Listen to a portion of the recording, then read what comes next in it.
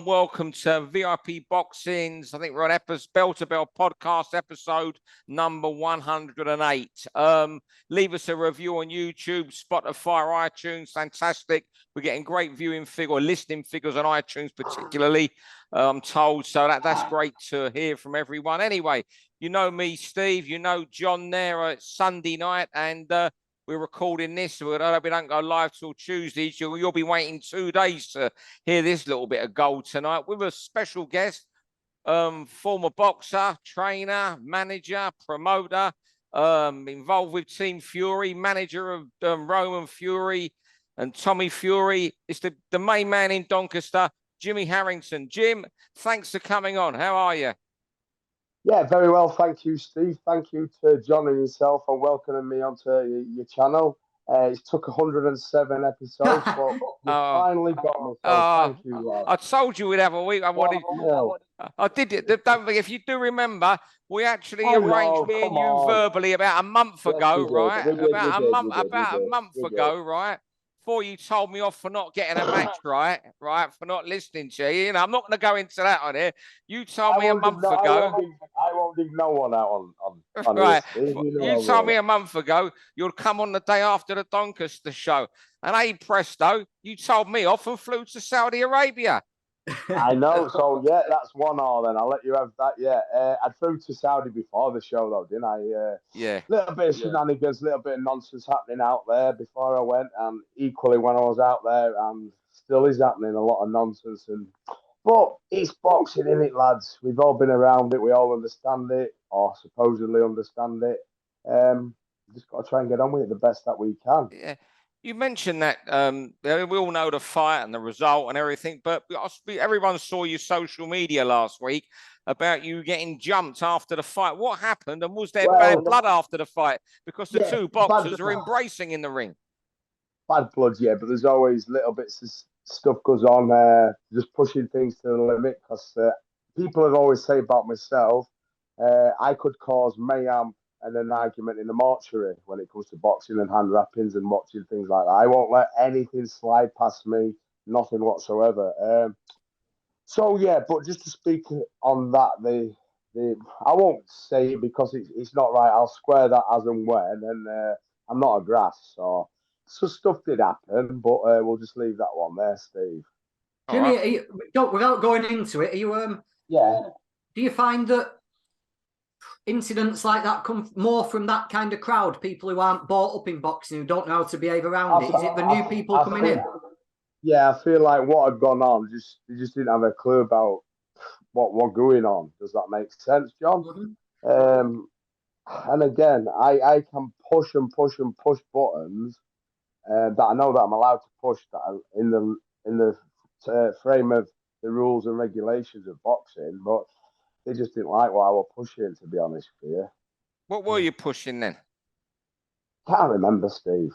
Can't remember.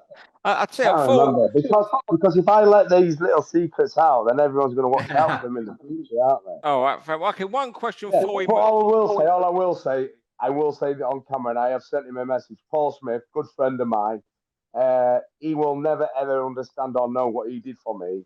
And he'll think he did nothing, but when I see him face to face, and I'm going to have this conversation with him, I've publicly thanked him on a post on media. But wow, what a man, what a friend. He helped me massive, and he doesn't know what he's done yet. But he did say to me afterwards, he went, "Wow, Jimmy," he says, "everybody needs a Jimmy in their team." He says, what he was seeing and hearing, he says, he just could not believe it. He says, "Yeah, but am I allowed to do it?" He went, "Yeah, but people just don't push like that." I went, funnily enough, we just got to try a little bit more. The only person I've seen doing something like that recently was Liam Smith, when he was in Kerman Laharaga's dressing room, and he kicked up a fuss about stacking hand wraps, didn't he? And Liam's not shy about saying his words, so he's the only person I've seen do that recently. So that's tame. So when Joe Parker boxed the Juggernaut, I had Ishmael Salas within 30 seconds throwing bits in the air and wanting to kill me in his Spanish language or whatever it was. It took me 30 seconds to get him, and he tried to start. So again, I could cause an argument in a mortuary. Yeah, I tell you, when I saw a real night, and I saw a real another side of of Vladimir Klitschko that night. I was working for Box Nation when Derek Chisora fought Vitali, and I forget who it was who went into the dressing room of Vitali's, won the wraps. But they made him, they missed the start of it, made him take a hand off, I think it was, from Chisora's team and do it all again. And true story. Yeah. Sorry for interrupting, but true story from me. I've cut a pair of wraps off in the past. Really, of someone else? Go on. On a world title fight. All right, so it's got to be a Josh fight, has it? Josh Warrington, yeah. It's legendary that in the game. But anyway, back to your story. Tell us that. No, you can tell us your story. Your story sounds more interesting. I'm interested in yours on the Vladimir one. Well, I'll come back to yours in a minute. John won't forget. But no, he come out this changing room. Someone in Chisora's team and made him change all the wraps. And you see, Vlad's always mild mannered in camera. He looked like, and I was the reporter for Box Nation. So I said, "Oh, can you tell us what's going on?" And he just lost his shed with me. Just went at me, just told me off in no uncertain terms. He was raging, and side you never see of people because, you're an hour before a world title fight. Derek has also clumped your brother at the weigh-in the day before, and this is going on an hour before the rings. You can see the anger, the feeling that causes because, there's testosterone flying everywhere, nerves. You can see how these sort of things happen. But now back to your story, Jim. Jimmy, I was going to say then, is doing that something you talk about with the fighter? Because if you're going into someone's dressing room who you don't want them to come flying out the traps, exactly, you want them to be quiet. Do you have to decide this before? So we'd said, I'm not even going to name the boxers. So no, don't do that. Don't get into trouble and blah, blah, blah. So I was wrapping Josh's hand, and the person we'd sent in to oversee the opponent's hands get wrapped, he come back in and said, Jimmy, they're stacking hands in there.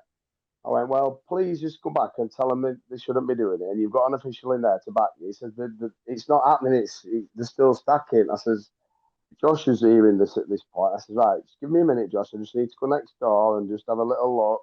Went in there, basically said to him, you cannot be stacking this, and this. I always have scissors on me anyway. I says, you turn hand over, cut them off and watch. We lost. He'll come back to us, John. Yeah, Jimmy's gone. Whoever he was talking about infiltrated the podcast, haven't they, and cut Jimmy off. They've hacked us. Come back, Jim. We need you back. Back. I was just thinking, Steve, because if you take it upon yourself to go in that dressing room and rile up the other fighter, maybe the trainer and the boxer don't want him flying out the traps, and you've done a job on him. And this night with Klitschko, I forget who it was who got sent in. You know what? It might have been Andy Ayling. It might have been Andy who went in there. And, because Andy's the sort of fella who's bang on with things like that. It may well have been Andy. And I think he's asking to be admitted again. Yeah, I tell you what, fair play to you going in that dressing room. If you can turn yourself around, Jim. Apologies, boys. Can you turn your camera around with your side onto us now? I have done, Steve. Yeah. There you go, mate. Apologies. So what happened there? My earpiece fell out. So you turn the gloves, or turn the wrap, sorry. Yeah, turn the wraps over, spoke to him in his broken language, cut them straight off, and just walked out. Done. And who oversaw the wrap then? Can't remember. All right. Anyway, I'll tell you what, Jim. Obviously, you've had quite a fair bit of publicity through the managing Tommy the last week, but I just want to ask. I found this a little bit strange, obviously, because I've won every single title as a trainer or co-trainer or part of a team from area title level to world title level, so everything in between, not just with one boxer, but with various boxers over all these years. Equally been involved with Tyson for the last good few years, and just never had anything like I've had these last few weeks. It's just last week, sorry. Bit surreal. That's what I'm going to ask you, because people who might be, okay, casual fans or people who just buy into boxing occasionally, they might think, who's this guy walking around with his shades on in his Stone Island in Saudi Arabia? They're not going to know. Always wear this Stone. Look, get the badge in every single day. I wear it. I know you're the king of Stone Island, but no, people wonder who you are. But I've worn that since I was 18 years of age, pieces like this. I know, but I know that. But just for those people who are watching or listening who might not be, no, you have been around boxing a long time, and you boxed professionally, didn't you?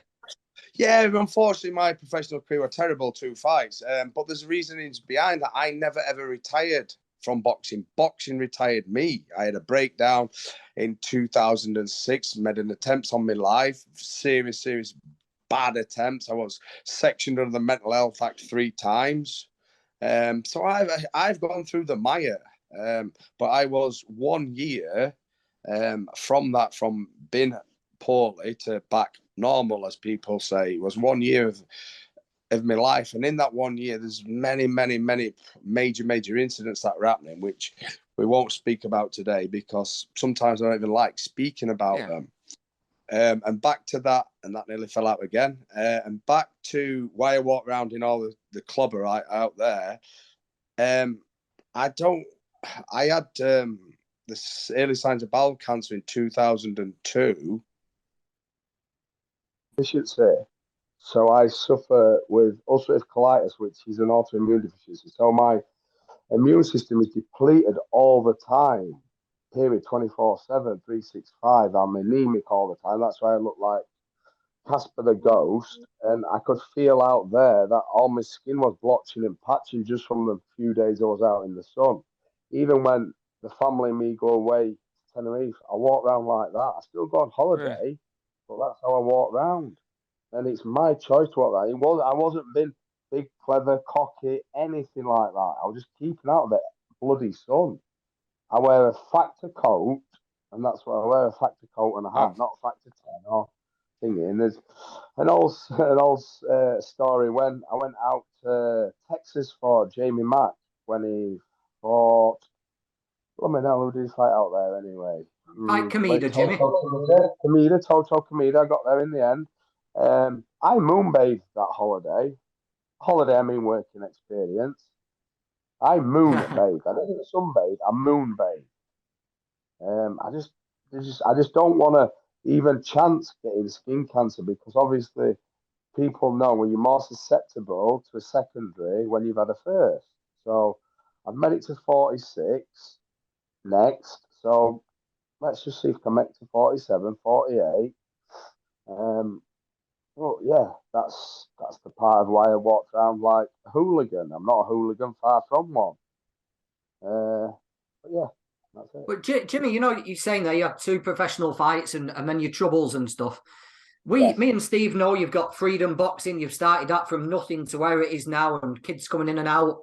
A home for world-class sparring in there on Saturday mornings. I've seen it.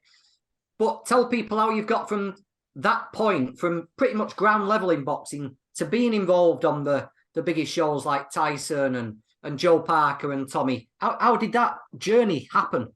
I know it's not been a quick one. No, it's not been a quick one because I'm straight honest, up front, and prepared to put the hard miles in. People are not prepared to put the hard miles in. They think they want it all yesterday. I still do 750 miles a week just to train 3 times a week. I go to Morecambe 3 times a week at present. Do 750 miles, so I'm still putting the hard miles in at this late stage or higher stage in my boxing training career. But yeah, even in early doors, I do everything for the boys. It's about the boxer. It's not about the trainer. It's not about the ego of the trainer. And I always taught that through sports I've played anyway. I played rugby at a very high standard from being young, and I'm always captain and leader of a team. So I've always been a leader or a captain. So it's always been my shit, my watch. So I always still feel that now. It's my watch, and nothing will fall short on my watch. And I know you'll understand that, John, with your business, as Steve does with how he carries and portrays himself. But Steve's worked with me on a little bit of things. Everything is regimental, isn't it, Steve? Yeah. I'm a bit of an arsehole, really, aren't I? You're not an arsehole, but you're regimental. You know, you're Yeah, regimental. man. You know what I'd say, Jim? Can I ask you this? You know, when you have an argument, do you hate to lose an argument? No, because if I'm wrong, I'm wrong. Right. No, but okay. I'm wrong. But my answer to that, I'm not wrong very often. Right. Okay. No, I just wanted. That's interesting. No. If I am wrong, I will try and do everything that I can that's correct. I won't cut corners. I won't take the piss. I'll do everything that's should be done. Even if people don't like it, I'll still do it the way it should be done. There's no middle ground. And it's just the way that I am. And bloody hell, these bloody pieces. Cool. Jimmy, do you think that's a problem with boxing these days, where given like the egos involved and the social media, people aren't willing to accept the wrong, and that's why they're not willing to work together. They're not willing to say they've got things wrong and make other fights. Do you think it's a problem with boxing? No, people won't work together because there's too many assholes in the game, and people think that they're better than they actually are, and their ego themselves is better than what they are. And it's not about the boxer, it's about them. That's why people won't work together, in my opinion, because I'll have an opinion like everyone has an opinion. I just don't know answer to lots of things anymore, John. It's just I like to stay in my own lane, get my head down, crack on, give my boxers 100% of me. Equally, they better give 100% back. I ask for 100%. I expect no more, but I'll take no less. Yeah. Just go back. Yeah. Just go to what John was saying. You know, you made that step from bringing your own kids through to then working with Tyson, Joe Parker, looking after Roman and Tommy. How did that come about, the relationship with them? How did you get to know them over the years? Isaac Lowe. So of course, even if you go back years before that, I didn't just go from training amateur kids to linking up with Joe Parker, Tyson. We're not named off it, so I'll stop that now. So linking up with elite boxers.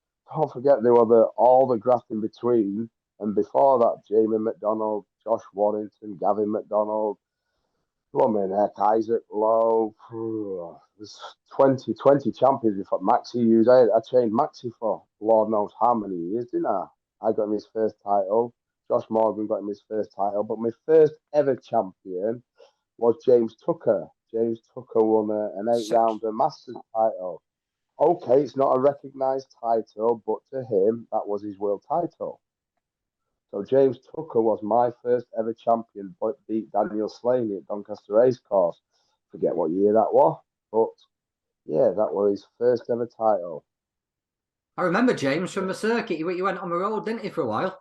Oh, tough lad. Took Callum, first kid that after. Can you remember when Callum Smith died on his journey and they were knocking everyone out? He boxed about 5 or 6, 7 kids out in the first round, didn't he?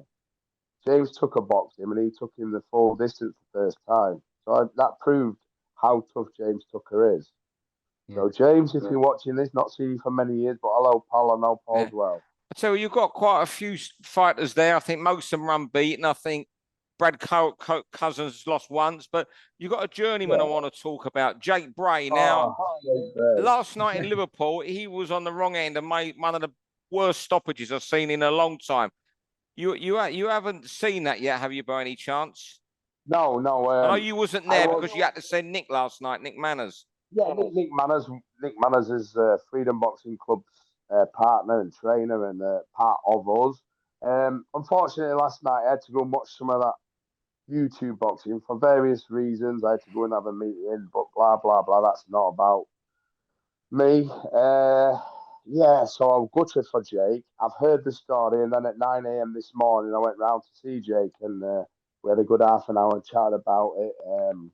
I had a chat with Steve Wood prior to me going to see Jake, as well as Nick Manners, and everything that was said just added up to what had happened. A poor stoppage from a trialist referee. Now, there's no point in me doing anything. Moaning, shouting, screaming. It's not going to change the decision. It's happened. We accept it. Just because I've accepted it doesn't mean I like it. You have to accept that it's their decision. If you start screaming, run for the rooftops and causing a lot of ag, you're just going to get a bad name. Don't mean, like I explained to Jake, just because we've got to suck it up now. You've got the 28 days.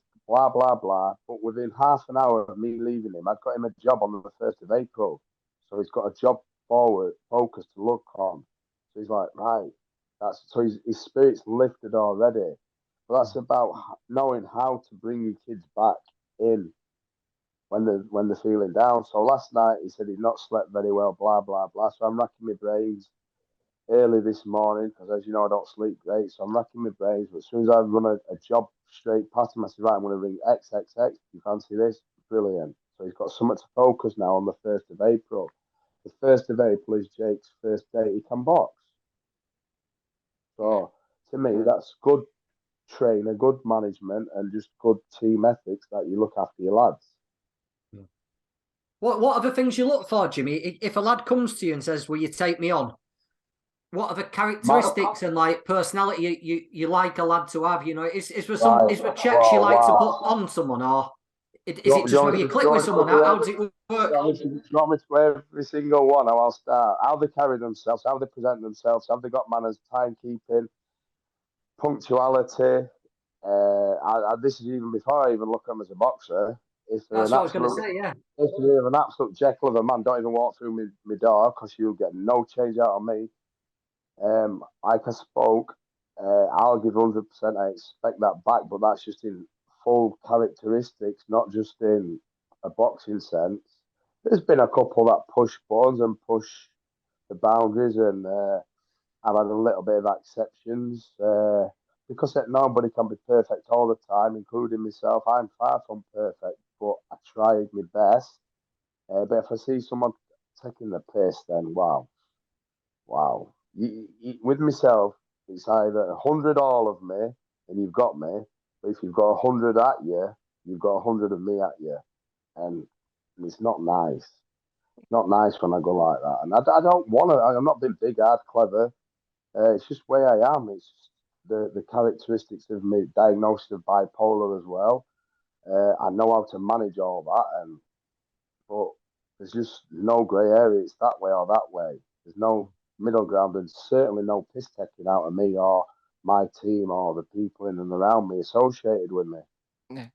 Jim, I know you're not, like the naming names and all. Actually, you've been very good you've been excellent on this tonight. But who's your favourite people you enjoy working with in boxing? Be it at highest level or anyone could be a kid who just comes in your gym once a month. Who do you enjoy working with?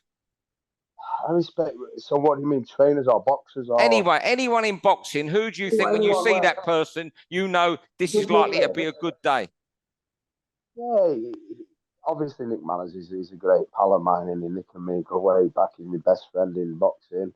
But so I'll just use this as a full picture on this. So on a Monday morning, we'll use a Monday morning example. I get up to Morecambe for 8:30, train with Isaac, Joe if he's in camp, Tyson, whoever else is over for sparring and such like that. I'll get back down to Doncaster for 2-3 o'clock, and then I'll train a kids group at 5 o'clock. So that goes from one extreme to the other.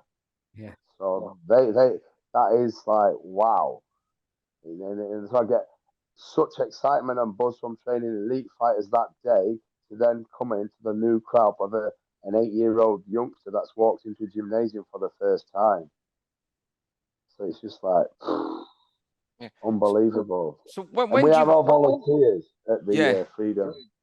Yeah. Well, when do you train your own professionals? I know you take some of them to Morecambe with you, don't you? Some days. Yeah, take some to Morecambe. So there'll be the couple of hours in the afternoon before the kiddies classes, Tuesday and Thursdays that the gym's not used as much.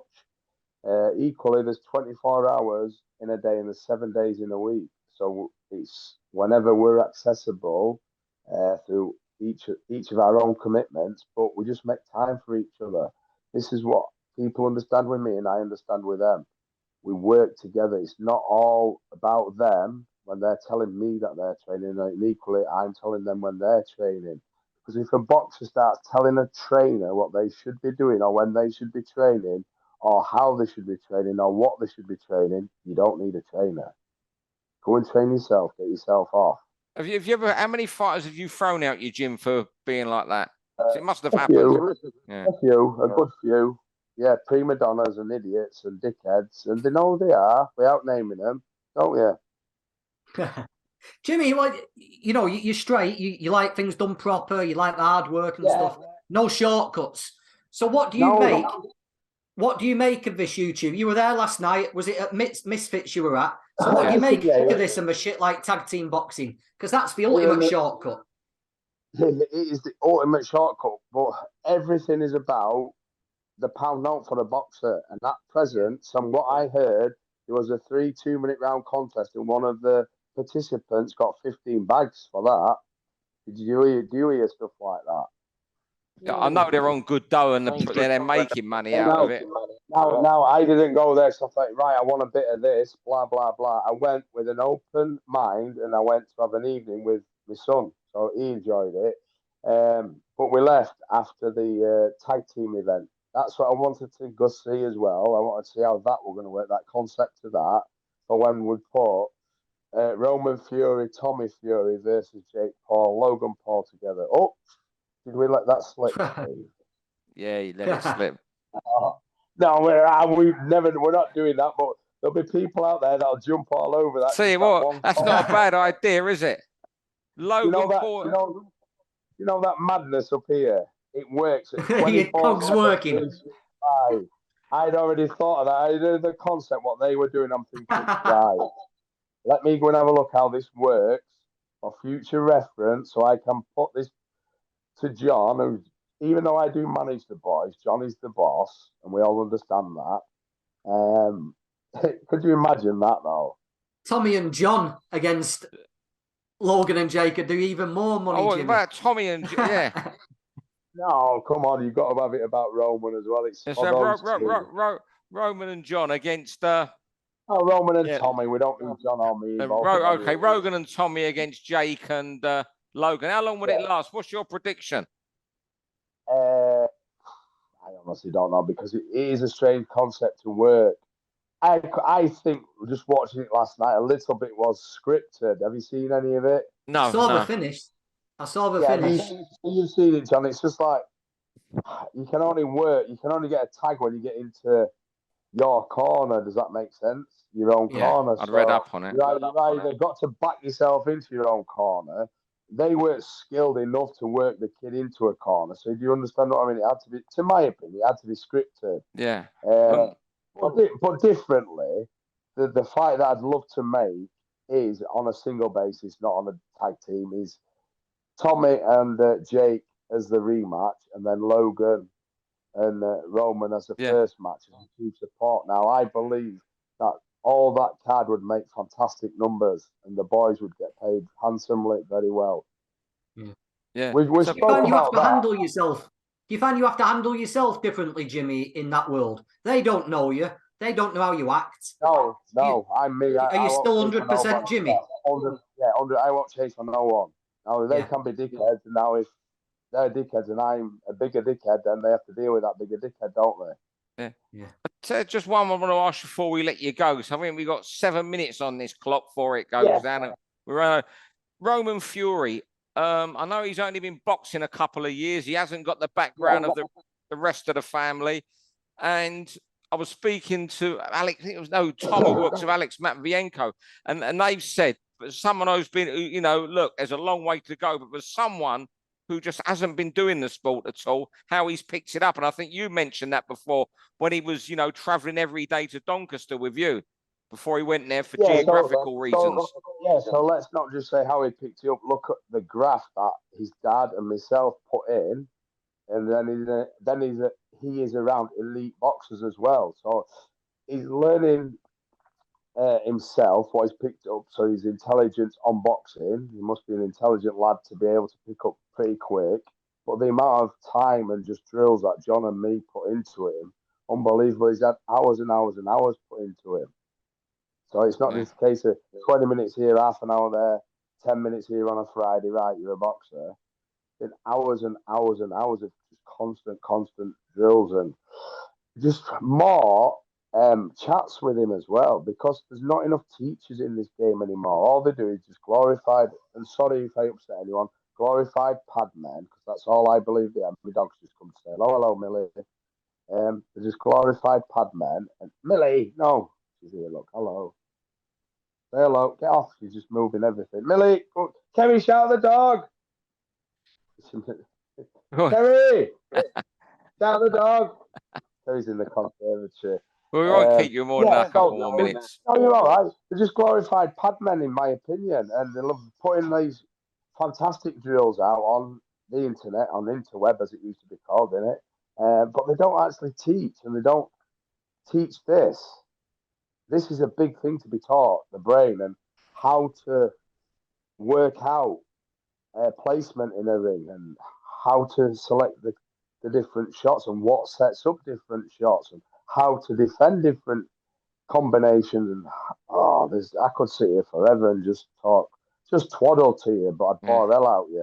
Well, I'll tell you what, we're running out of time. Have you got another question at all, John, that you'd like to... No, it's just what he's got coming up next. It's been good to have Jimmy on, and I'm glad we've not done the usual show and just let Jimmy talk about every topic under the sun, but just what else he's got coming up, who we need to look out for. Just got coming up. We've got a couple of boys on the whole show, Steve. Yeah, we've matched them up for you. Listen, I want to personally thank Steve Wood. Steve Wood and me have been great friends for many years through Josh and other various boxers. He managed Tom Bell for me, the late, great Tom Bell.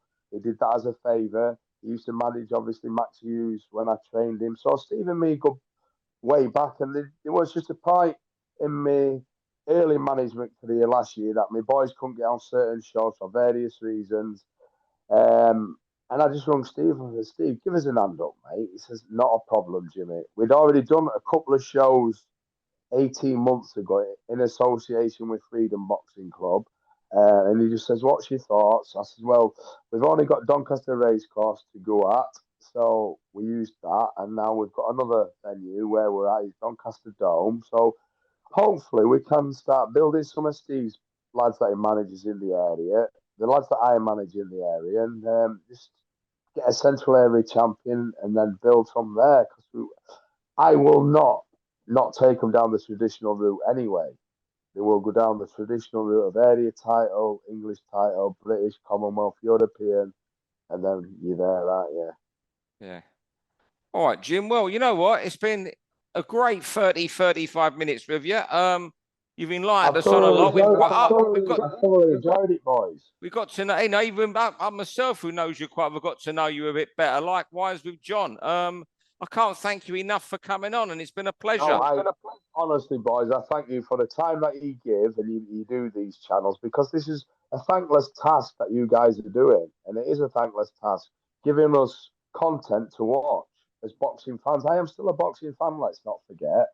And I said this to a journalist reporter, however you word it out there, who'd gone out to Saudi Arabia. He'd gone out, and he's not funded by big sponsors, probably like you two boys. You don't have to tell me, but you're just doing this to give us content. So as a fan, from me to you two, thank you very much.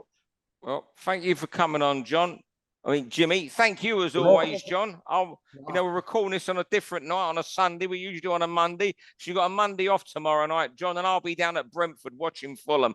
Thanks, everyone, for watching. Before we go a few weeks, we've got you, haven't we? I think, is it at your place? No, it's at your place. We were meant to play you in 2 weeks at Liverpool, but some of us have got an FA Cup to win, Jim. So the fixture's getting changed. Good. I knew I'd seen that we were playing you very soon. So all the best in the FA Cup, but we will be beating you in the league. Thanks very much, John. Thanks very much. Thank everyone for watching or listening. For all boxing info, news, and latest interviews, amateur and pro, across the north, click and subscribe.